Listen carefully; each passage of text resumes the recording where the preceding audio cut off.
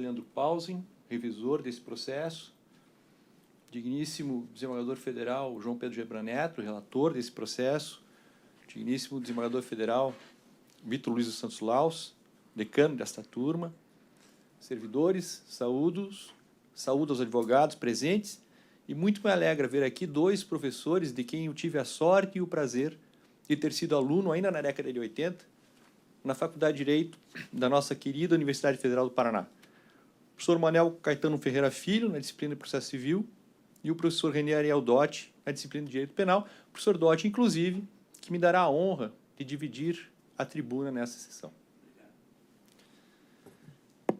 Tropa de choque é uma locução que incomoda. Em seu sentido original, quando ela age, corporifica uma disfunção em um regime de liberdades. Ou a liberdade está sendo abusada, ou a liberdade precisa ser controlada. E o pior, uma vez posta em campo, fica muito difícil estabelecer um limite claro entre uma situação e outra. O que era repressão do abuso, facilmente passa a ser restrição do direito.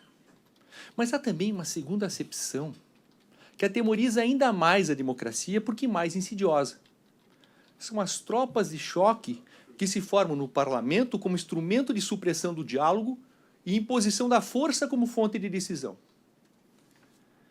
Por um cacoete de uma vida que já se acostumou às baixezas e vilanias que povoam o nosso caquético mundo político, patrocinou-se um movimento que procurou contaminar o processo judicial com essa falta de maturidade democrática. Uma tropa de choque, com atuação nos mais diversos espectros, foi criada para garantir a perpetuação de um projeto político pessoal, que não admite outra solução nesse processo que não seja absolvição. As favas com que há no processo, mais fácil dizer que não há provas para condenação, que o julgamento é político, que não é possível a condenação de inocente. E essas frases foram sendo repetidas como um mantra a ponto de se transformar em conceitos dogmáticos para aqueles que veem no ex-presidente Lula o redentor de um país que estava dando certo, segundo os mais diversos interesses. O processo judicial não é um processo parlamentar. A técnica que caracteriza a decisão judicial é incompatível com a pressão popular. A truculência dessa tropa de choque no processo judicial está muito próxima de configurar o crime de coação no curso do processo.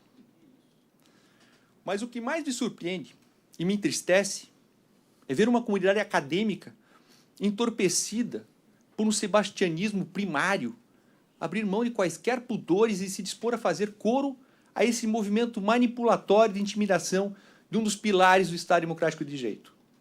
Vejam, excelências, a gravidade e a irresponsabilidade da tese que desacredita o Poder Judiciário na sua mais pura essência, que é analisar os autos, analisar as provas e decidir de acordo com a sua convicção.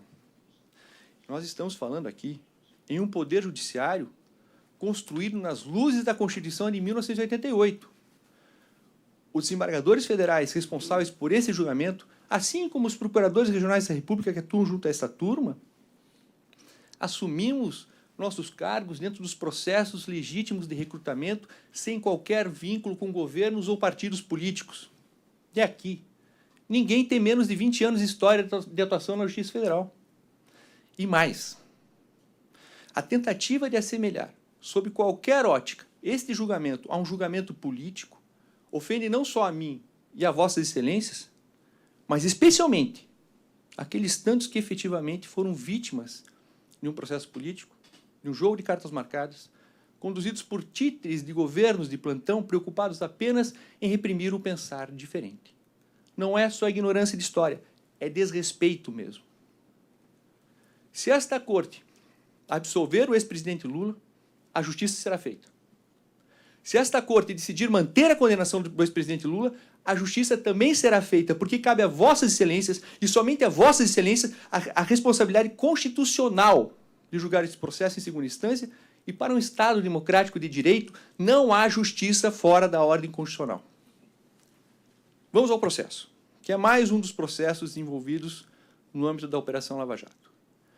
Foram suscitadas diversas preliminares, mas tendo em vista que a maioria delas já foi discutida à exaustão por essa turma, nos muitos incidentes processuais registrados pela defesa, peço vênia para me reportar ao parecer escrito em que entende o Ministério Público Federal que nenhuma delas deva ser acolhida. No mérito, merece discussão a questão probatória. O principal objetivo do processo penal é trabalhar com as versões da defesa e do Ministério Público na reconstituição histórica dos fatos, a fim de aproximá-los ao máximo de sua verdade.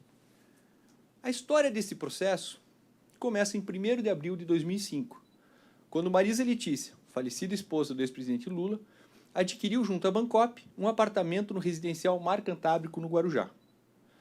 Mas era um apartamento ou eram cotas? Os documentos apreendidos em momento algum falam em cotas, sempre em um imóvel. E que imóvel seria esse?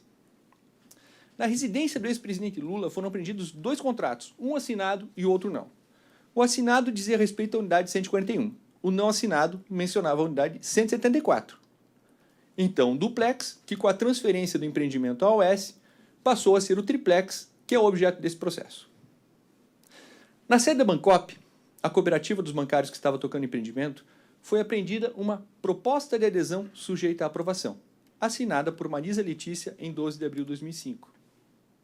Essa proposta estava rasurada, foi submetida à perícia, que constatou que nela originalmente havia sido preenchida o número 174, o duplex, que se tornou o triplex, tendo sido sobreposto o número 141. Também constatou o laudo que estava lançada no documento a palavra triplex, posteriormente rasurada. Então eu volto a indagar. Qual apartamento foi efetivamente adquirido? A unidade simples ou o triplex? Para responder a essa pergunta é necessário que sigamos na reconstituição histórica. E agora eu proponho a Vossas Excelências que façamos um corte temporal e viajamos ao ano de 2014, o ano que estourou a Operação Lava Jato. No começo de 2014, o ex-presidente Lula e sua esposa se encontram com o presidente da UES no triplex 164 no condomínio Solares, no Guarujá.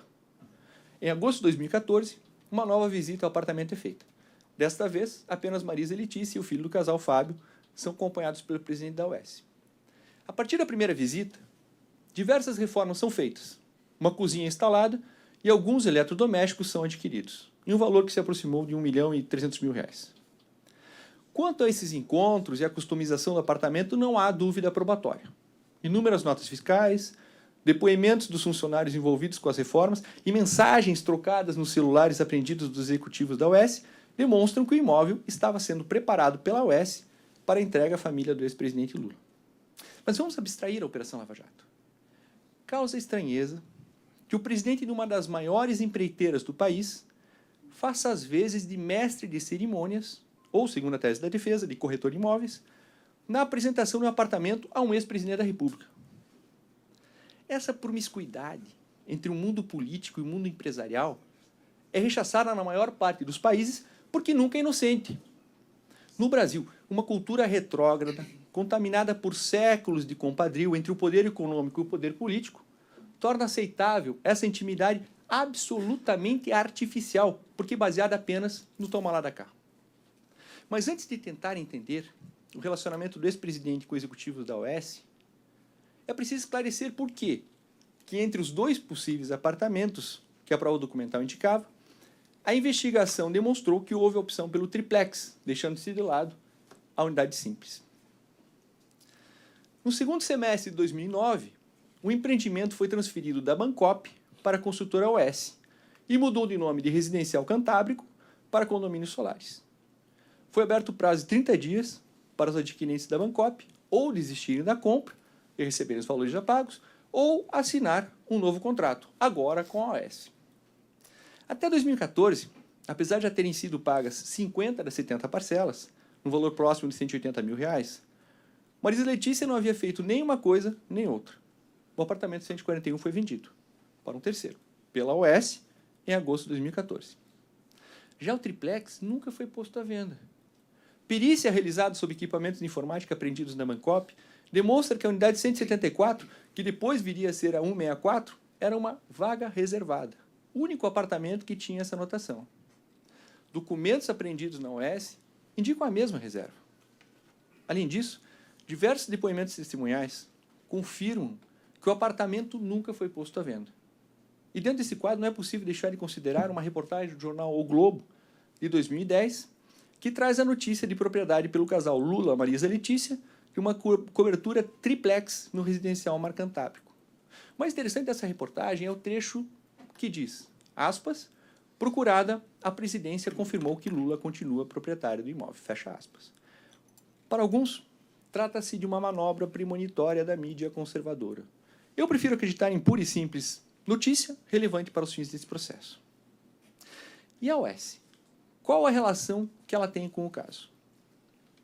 Sempre assombra a magnitude dos crimes desvendados pela Operação Lava Jato. Deixamos de falar em 1.000, passamos a falar em milhões e chegamos com uma assustadora facilidade aos bilhões. Muito difícil de acreditar que esse imenso sistema de drenagem dos cofres da Petrobras pudesse passar ao largo de qualquer presidente da República. Quando nós pensamos no presidente Lula, com toda a sua inteligência, perspicácia e experiência política, essa dificuldade fica muito maior. Mas nós não precisamos ficar na suposição de que o ex-presidente Lula sabia. Além dele mesmo afirmar em seu interrogatório que a palavra final, na indicação dos diretores da Petrobras, era da presidência da República, senão não precisava ter presidente, sua participação nos assuntos da maior estatal brasileira era evidente e transparece nos autos em diversos depoimentos, como de Pedro Correia, que afirma que Paulo Roberto Costa só foi nomeado para a diretoria de abastecimento da Petrobras mediante intervenção pessoal do então presidente Lula, desafiando o próprio Conselho de Administração da Petrobras, que não queria a nomeação. Mas o presidente não tinha como saber que Paulo Roberto Costa participaria do esquema. O mesmo Pedro Correia faz menção a um diálogo de 2006 com o presidente Lula nos seguintes termos: nós fomos lá e fomos reclamar da invasão do PMDB na nossa diretoria. Foi quando, então, o presidente disse: olha, essa diretoria é uma diretoria muito grande, tem um orçamento muito grande, e Paulinho, que ele chamava Paulo Roberto de Paulinho, e Paulinho tem me dito que vocês estão muito bem atendidos e que vocês não podem reclamar do que ele está fazendo, estão bem atendidos financeiramente. Renato Duque afirma que, depois que saiu da Petrobras, teve 3 encontros com o ex-presidente Lula, 2012, 2013 e 2014. Em 2012, Duque ficou muito surpreso com o nível de informação que o ex-presidente Lula tinha a respeito do projeto das sondas. E já em 2012, o Duque pensou: poxa, ele está comandando tudo. Em 2013, um segundo encontro em que o ex-presidente Lula cobra por que as empresas, ainda desses contratos da sonda, não estavam pagando. Isso em 2013. Em 2014, um encontro no hangar de Congonhas, em que o ex-presidente Lula pergunta sobre contas à Suíça com recebimentos da empresa SBM, segundo Renato Duque, mas o encontro foi confirmado pelo ex-presidente Lula. E não é novidade para esta turma, depois de tantos processos da Operação Lava Jato julgados, o percentual que era destinado a título de propina aos diversos partidos que compunham a base do governo. O poder de fato que detinha o presidente da República na nomeação da diretoria da Petrobras se inseria dentro desse contexto. O que parecia ser a construção de uma governabilidade a partir de indicações políticas, nada mais era do que a criação de um mecanismo de dilapidação dos cofres da estatal, inicialmente para garantir fundos aos partidos da base aliada, depois para cada um se enriquecer pessoalmente.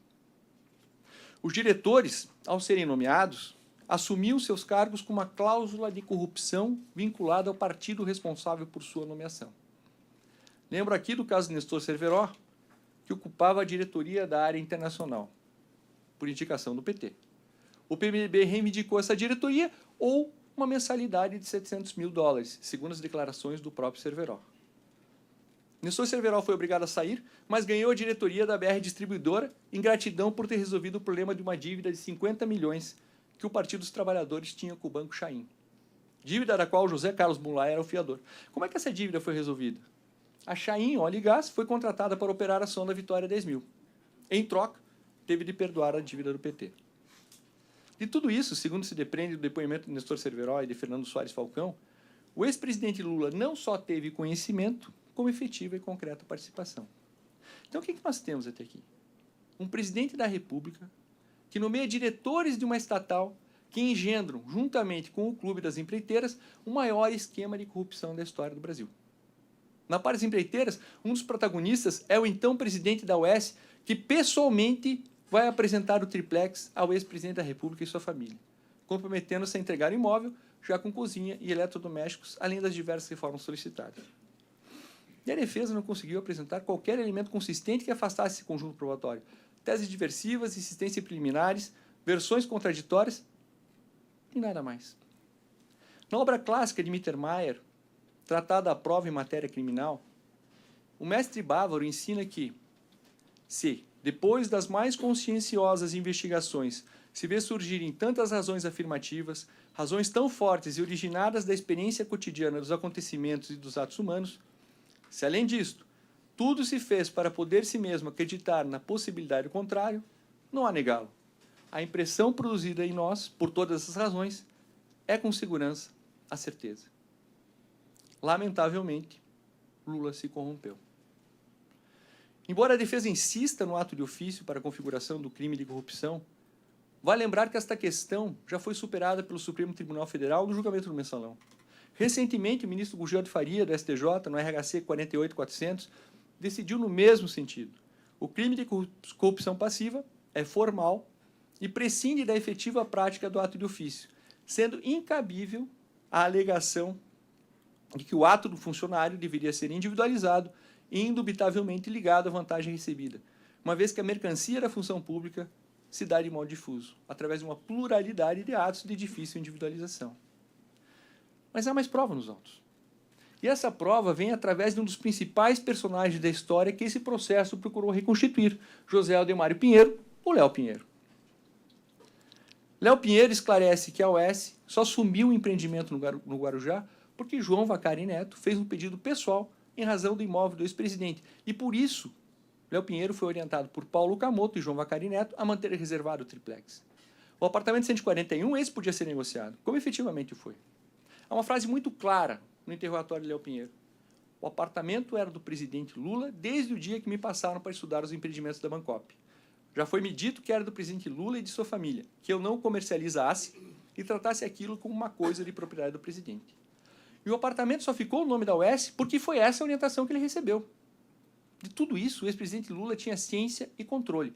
Nas palavras de Léo Pinheiro, os custos que a OAS teve com o triplex só foram abatidos da conta corrente, da corrupção que mantinha com o Vacari, após o ok do ex-presidente Lula, que, aliás, recomendou explicitamente a destruição de qualquer documento relativo a esse encontro de contas. Bom, mas o Léo Pinheiro é corréu no processo? Sim, de fato ele é corréu. Mas o nosso direito, como aliás o direito das principais nações do mundo, não impõe quaisquer restrições à chamada de corréu, desde que esteja em harmonia com o restante do conjunto probatório. Como nós vimos, a prova já era suficientemente robusta a permitir que se concluísse pela prática da corrupção. As declarações de Léo Pinheiro apenas vieram trazer os detalhes, as minúcias, que somente os envolvidos na prática criminosa, somente quem viveu os fatos, poderiam fornecer. Doutor Maurício? Sim. Vossa Excelência tem mais 2 minutos. Perfeito, Excelência. Não é porque se trata de um ex-presidente da República que nós só vamos aceitar como prova a escritura assinada ou o recibo da corrupção como firma reconhecida em cartório. O processo penal é um jogo de prova e contraprova. A prova tem que ser apresentada pela acusação, mas uma vez apresentada, é ônus da defesa desconstituí-la com uma outra prova que retire a credibilidade da primeira. E isso não é feito com base em ilações a respeito dos motivos que levaram a determinado depoimento. Assim, suficientemente provados os fatos criminosos que levaram à condenação. É essa a conclusão a que se chega com uma análise técnica e isenta da prova dos autos, e não com uma visão que se faz míope pela veneração à figura política que foi o ex-presidente Luiz Inácio Lula da Silva. Encerro minha sustentação oral, Excelências, pedindo licença para citar um pequeno trecho da monumental obra de Dostoiévski, Crime e Castigo, em que Raskolnikov, premido pela consciência por ter assassinado Ivanovna e Elizaveta, e se mirando Napoleão, desenvolve o seguinte pensamento. Não. Aqueles homens não foram feitos assim. O verdadeiro soberano, a quem tudo é permitido, esmaga Toulon, faz uma carnificina em Paris, esquece um exército no Egito, sacrifica 500 mil de homens na campanha da Rússia e se safa com um Calembour em Vilna. E ao morrer, é transformado em ídolo. Logo, tudo lhe é permitido. Não. Pelo visto, esses homens não são de carne, são de bronze. Em uma república, Excelências, todos os homens são de carne. No mais, reitero os termos do parecer escrito. Eu agradeço ao eminente procurador regional da